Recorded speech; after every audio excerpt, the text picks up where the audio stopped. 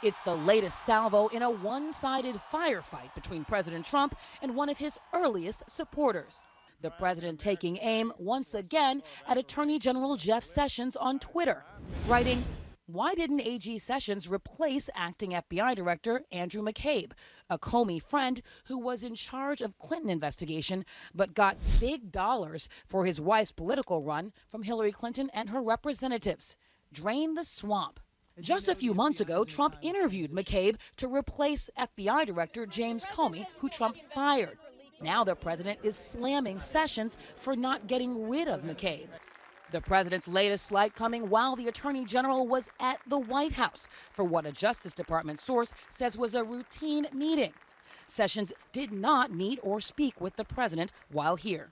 I think the president's been very clear about where he is. He's obviously disappointed, but also wants the Attorney General to continue to focus on the things that the Attorney General does. He wants him to lead the Department of Justice.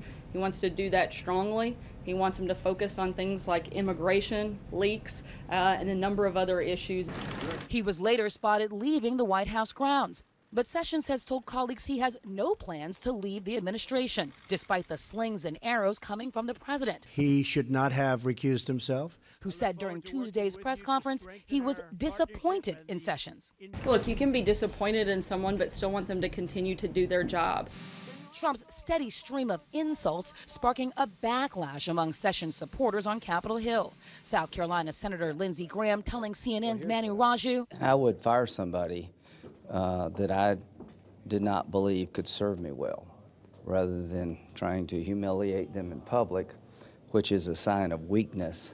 Alabama Republican Richard Shelby adding, "He deserves better than this. You know, he is not the president's personal lawyer. He's the Attorney General of the United States. He took an oath to the Constitution, not to the president." The message from Hill Republicans to Trump, firing Sessions would be a mistake and could hurt the president's ability to carry out his agenda. This, as the president's incoming communications director argues, I would recommend to every cabinet secretary and every teammate that I have here in the West Wing have a tough skin.